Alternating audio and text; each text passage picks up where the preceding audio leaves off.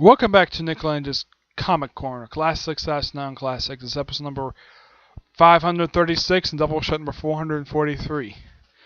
Two books from the Guardians of the Galaxy series, and they are All New Guardians of the Galaxy Volume 1, Communication Breakdown, and All New Guardians of the Galaxy Volume 2, Raiders in the Sky. Let's start off with Volume 1. Now, all the issues in both these trades written by Gary Duggan, with artwork in this one by Aaron Coulter, Marcus 2, and Ivy Socorro. This trade collects issues 1, 2, 4, 6, 8, and 10, and material from the Free Comic Day issues came out last year. Simply put, for these set of issues, these are all the Guardians issues. Basically, it's just various Avengers, what they're up to. There's stuff with the whole mini Groots thing. In case you're wondering, when did Star-Lord get this new attire? He got that in his solo series. Yep, in his last solo series he had, that's when he got this brand new look. Now, some of you might question, like, okay, why is Groot a baby, and why is Drax a pacifist? The next trade actually does explain that. Simply put, they are pretty much trying to get these various objects, and they run into the Collector and the Grand Master. The Collector I'm not all that surprised with because he was featured in Guardians of the Galaxy, the first film, so it's not that surprising they run into him again. But the Grand Master, that was a bit of a surprise, though he looks so bizarre in here. Yeah, it's like the way they drew his artwork in here. It's like, wow, he looks so different. Oh, I gotta mention this too. The ship they have in here now, it's actually the ship from the films. Yep, for some reason they decided to give them the ship they have from the first two films prior to being destroyed in Guardians of the Galaxy Volume 2. Yep. Yeah, the ship was destroyed, now they got a bigger ship now. And they're on the run from the Nova Corps. Yeah, pretty much it's kind of like what they did during the day that ended up being thieves, being hired. They're basically hired mercenaries, is what they are. Here is what the Grandmaster looks like under this artwork. I'm like, wow, he looks so bizarre and so different. Yeah, this is supposed to be the Grandmaster. I'm like, man, he looks so different. Yeah, and I'm not sure why this is, but for some reason, the Collector is basically has the appearance of the Benicio del Toro Collector. Here he is. It's a similar looking appearance per se, but it's not exactly, he doesn't have the face of Benicio del Toro, but he has this look. But all the issues in here appear fun. It does send us some stuff for Infinity Quest. Yeah, Infinity Quest is basically to plant the seeds for that, but next trade basically leads into that. And I'm going to give this a 9.5 out of 10. Really good. And this was probably by far the only title that got relaunched last year.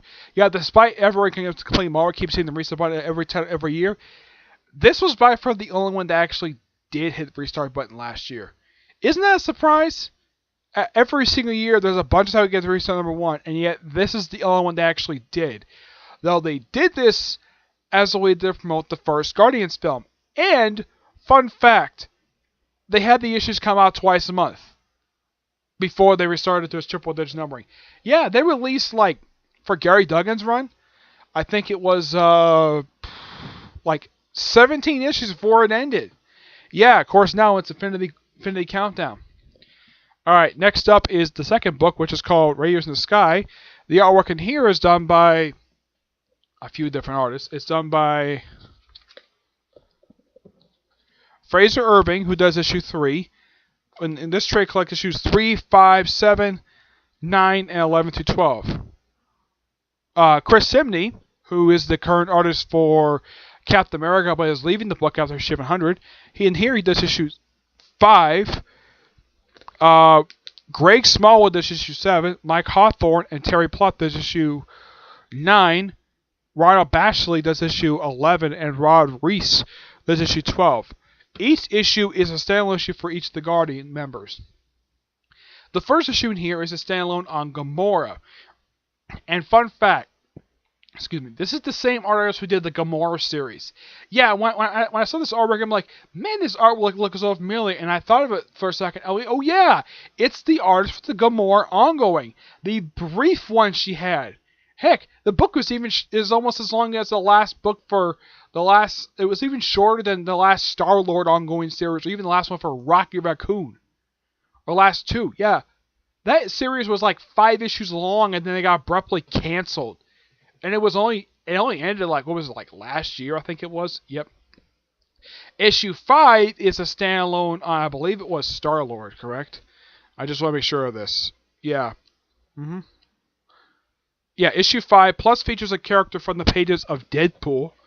Yeah, it's, what is this guy's name? It is... I'm trying to look up his name here. His name is... Atsit. Yeah, that's his name. Atsit. Yeah, he's from the pages of Deadpool, and the reason why he's in space, that's explained in the space stuff. Yeah, he gets sent to space because, well, Gary Doug gets sent to space. So, and he probably thought, okay, since I'm gonna do Guardians, let's put a character I created in space. Yeah. And plus, there's very like classic stuff related to like Star-Lord's past. Here's him the way he looked like prior to, I think it was Annihilation in that particular look. Here's him during the Dan Abnett Andy Lanning run. This was actually during the start of Bendis' when he was wearing that look. Let's see, what else here? I think that was it. Yeah, that's the only ones I recognize here, but the whole thing with the Awesome Mix thing, that's actually a nod to the Guardians film. And it's great the fact this was just a fun little issue that you had to have basically have a spotlight on Star-Lord. Issue number 7, it's a spotlight on Drax, but the whole point of this issue, it does explain why he's a pacifist now. Yeah, he tried to free a population from what he thought was slavery, and also they had this brief thing when he got back to his Jim Starlin look briefly. Yeah, he got rid of that look just prior to Annihilation. Yeah, the current look he had was not as bulky as he once was, still very muscular. He got rid of this look at the start of Annihilation Nova. Yep, which was also by Dan Abnett Lanning. Issue 9 is just a standalone issue for Groot and Rocket Raccoon. Yeah, it's just an explanation of why Groot is a baby now. Yep, that's really the whole point of this issue. It's just an explanation of why he's a baby now. Yeah, that's really the whole point of this issue, just to explain that. Issue 11, one of my favorite issues of this whole entire run. It's a standalone issue, doesn't feature any of the Guardians. It features Richard Rider and the Dark and the Raptors. Yep. Also, you kind of figure out what happened to Robbie Rider, who was Richard Rider's younger brother. You kind of find out what happened to him. Apparently, he got taken over by the Talons. Yeah. And that's really the whole point of the issue, just basically spotlighting that. 12 is just something, it's just a setup issue for the triple digit numbering. And at the end of it, they go to various people to join the Guardians.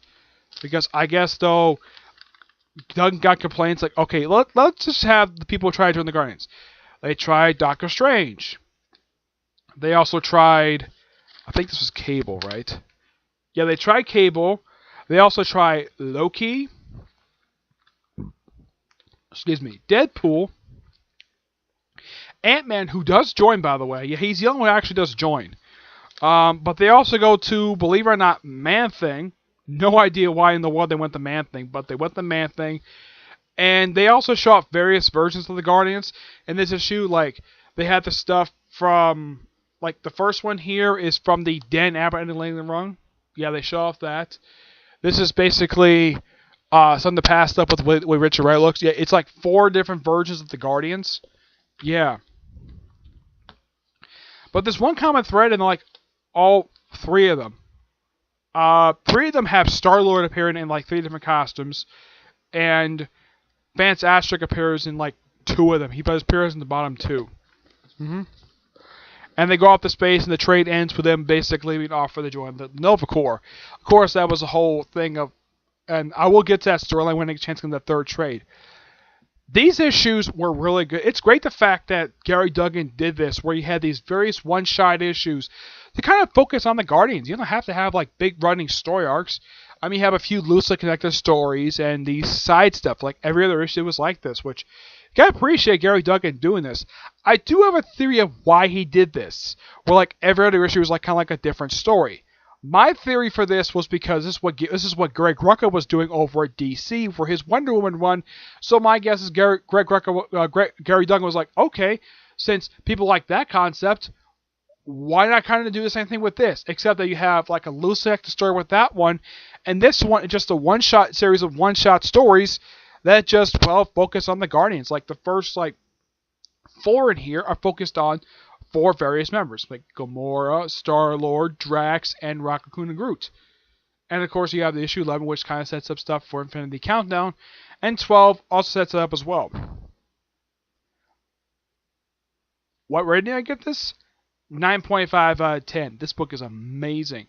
Gotta love this. When issue 11 came out, I gave that book also a 9.5 out of 10 because actually I think I gave it a 10 out of 10. It was just an awesome book. I just kind of wish Richard Rider had an ongoing series again. It was stupid of Marvel to cancel the series last year. Yeah, 9.5 out of 10. All right, so excuse me. That's it for this episode. Excuse me. Stay tuned for next episode, which will be episode 537 and Doubleshot number 444, where I'm going to cover 2 DC trades. Yep, 2 DC trades definitely next episode, alright? But until we see you next episode, bye.